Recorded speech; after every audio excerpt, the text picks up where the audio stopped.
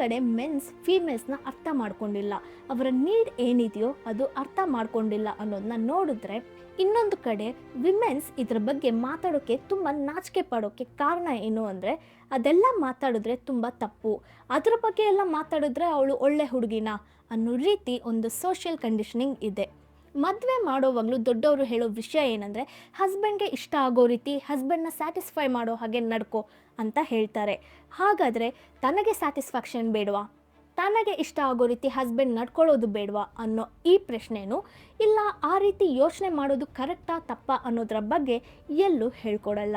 ಇದೆಲ್ಲ adult movies, ಇದೆಲ್ಲ ಆ ರೀತಿಯ ಮೂವೀಸ್. ಅಂದರೆ ಆ ಮೂವೀಸಲ್ಲಿ ಪೋಸ್ಟರಲ್ಲಿ ಹುಡುಗಿಯರನ್ನ ಆಫ್ ನ್ಯೂಡ್ ಆಗಿ ತೋರಿಸೋದು, ಇಲ್ಲ ಸೆಕ್ಷುಯಲ್ಲೇ ಅಟ್ರಾಕ್ಟಿವ್ ಆಗಿ ತೋರಿಸೋದು ಇರುತ್ತೆ.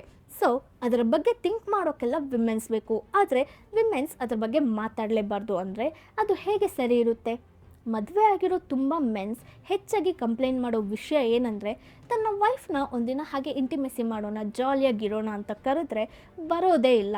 ಯಾವಾಗಾದರೂ ಒಂದು ಸರಿ ಅಮಾವಾಸ್ಯೆ ಹುಣ್ಣಿಮೆಗೆ ಬರ್ತಾರೆ, ಅದನ್ನು ಕೈಗೆ ಕಾಲಿಗೆ ಬಿದ್ದು ರಿಕ್ವೆಸ್ಟ್ ಮಾಡಿದ್ರೇ ಬರ್ತಾರೆ ಅಂತ ಹೇಳ್ತಿದ್ದಾರೆ.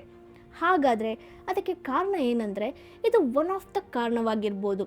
ಅಂದರೆ ನಿಮ್ಮ ವೈಫ್ಗೆ ನಿಮ್ಮ ಜೊತೆ ಸೆಕ್ಷುಯಲ್ ಇಂಟಿಮೆಸಿ ಇಟ್ಕೊಳ್ಳೋದ್ರಲ್ಲಿ ಅಷ್ಟೊಂದು ಇಷ್ಟ ಇಲ್ಲ, ಇಲ್ಲಾಂದರೆ ಇಂಟಿಮೆಸಿ ಅನ್ನೋ ವಿಷಯದ ಮೇಲೇ ಅವ್ರಿಗೆ ಅಷ್ಟೊಂದು ಇಷ್ಟ ಇಲ್ಲದೆ ಇರ್ಬೋದು. ಕಾರಣ ಏನಂದರೆ, ಇದು ಅವ್ರಿಗೆ ಇಷ್ಟ ಆಗೋ ರೀತಿಯಲ್ಲಿ ನಡೀತಿಲ್ಲ. ಸೊ ನಿಮ್ಮ ವೈಫ್ಗೆ ಇಷ್ಟ ಆಗೋ ರೀತಿ ಈ ಸೆಕ್ಷುಯಲ್ ಇಂಟಿಮೆಸಿ ಅನ್ನೋ ಮ್ಯಾಟರೇ ನಡೆದಿಲ್ಲ. ಮತ್ತು ಆ್ಯಕ್ಟ್ ಮಾಡ್ತೀರಾ, ಬಾಯಿ ಬಿಟ್ಟು ಹೇಳಲ್ಲ. ಹೀಗೆಲ್ಲ ನೀವಿದ್ರೆ ನಮ್ಮ ಪ್ರಾಬ್ಲಮ್ನ ನಾವು ಎಲ್ಲೋಗಿ ಹೇಳೋದು? ಮನೇಲಿ ನನ್ನ ಸ್ಯಾಟಿಸ್ಫೈ ಮಾಡೋಕ್ಕಾಗಿಲ್ಲ ಅಂದರೆ ನಾನು ಏನು ಮಾಡಬೇಕು ಅಂತ ಕೇಳೋ ಮೆನ್ಸ್ಗೆ ಇದು ಸರಿಯಾದ ಪ್ರಶ್ನೆನೇ. ಸೊ ಒಂದು ಮ್ಯಾರೇಜ್ ಲೈಫಲ್ಲಿ ಹಸ್ಬೆಂಡ್ ಆ್ಯಂಡ್ ವೈಫ್ ಇಬ್ಬರೂ ಎಮೋಷ್ನಲಿ ಆ್ಯಂಡ್ ಸೆಕ್ಷುಯಲಿ ಹ್ಯಾಪಿಯಾಗಿರಬೇಕು. ಇಲ್ಲ ಅಂದರೆ ಮ್ಯಾರೇಜ್ ಒಳಗೆ ಅದು ಯಾವ ಮಟ್ಟಿಗೆ ಪ್ರಾಬ್ಲಮ್ನ ಕ್ರಿಯೇಟ್ ಮಾಡುತ್ತೋ ಅದೇ ಲೆವೆಲ್ಗೆ ಹೊರಗೇನು ಪ್ರಾಬ್ಲಮ್ ಕ್ರಿಯೇಟ್ ಮಾಡುತ್ತೆ. ಯಾಕಂದರೆ ಇದು ಒಂದು ಹಸಿವಿನ ಹಾಗೇನೆ ಅಂತ ಹೇಳ್ತಿದ್ದಾರೆ. ಆವಾಗ ಒಂದು ಹಸಿವನ್ನು ತೀರಿಸ್ಕೊಳ್ಳೋಕ್ಕೆ ಆಗ್ತಿಲ್ಲ ಅಂದರೆ ಥಾಟ್ ಯಾವಾಗಲೂ ಅದರಲ್ಲೇ ಇರುತ್ತೆ. ಹಸಿವಾಗುವಾಗ ಆಹಾರ ಬಿಟ್ಟು ಬೇರೆ ಏನೂ ಯೋಚನೆ ಮಾಡೋಕ್ಕಾಗಲ್ಲ ಅನ್ನೋ ರೀತಿ ಒಂದು ಸೆಕ್ಷುಯಲ್ ಡಿಸೈರ್ ಫುಲ್ಫಿಲ್ ಆಗಿಲ್ಲ ಅಂದರೆ ಆ ಒಂದು ಪರ್ಸನ್ಗೂ ಅದರ ಬಗ್ಗೆ ಥಾಟ್ಸೇ ಹೆಚ್ಚಾಗಿರುತ್ತೆ. ಅದು ಮೆನ್ ಆಗಿನೂ ಇರ್ಬೋದು, ವಿಮೆನ್ ಆಗಿನೂ ಇರ್ಬೋದು. ಈ ಪ್ರಪಂಚದಲ್ಲಿ ಯಾರಾಗಿದ್ದರೂ ಸರಿ, ಅವರು ಅಂದ್ಕೊಳ್ಳೋ ಥಾಟ್ಸ್ ಇಲ್ಲ ಅವರು ಹೇಳೋ ವಿಷಯಗಳು 100% ನಮಗೆ ಮ್ಯಾಚ್ ಆಗುತ್ತಾ ಅಂದರೆ ಖಂಡಿತ ಇರಲ್ಲ.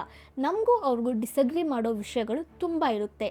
ಆ ರೀತಿ ಟಾಯ್ಲೆಟ್ ಸೀಟ್ ಅನ್ನೋ ಈ ಬುಕ್ನ ನಾವು ನೋಡೋವಾಗ ಕೆಲವು ವಿಷಯಗಳನ್ನ ನಾವು ನೋಡೋವಾಗ ಹಿಂಗೆಲ್ಲ ಹೇಳ್ತೀರಾ ಅನ್ನೋ ರೀತಿ ಇರುತ್ತೆ. ಇನ್ನೊಂದು ಕಡೆ ಹೀಗೆಲ್ಲ ಇವರು ಹೇಳೋದನ್ನ ನನಗೆ ಅಕ್ಸೆಪ್ಟ್ ಮಾಡ್ಕೊಳ್ಳೋಕ್ಕೆ ಆಗ್ತಿಲ್ಲ, ಆದರೆ ಅದರಲ್ಲಿ ಏನೋ ಒಂದು ಪಾಯಿಂಟ್ ಇದೆ ಅಲ್ವಾ ಅನ್ನೋ ಅಂಥ ವಿಷಯನೂ ಇದೆ.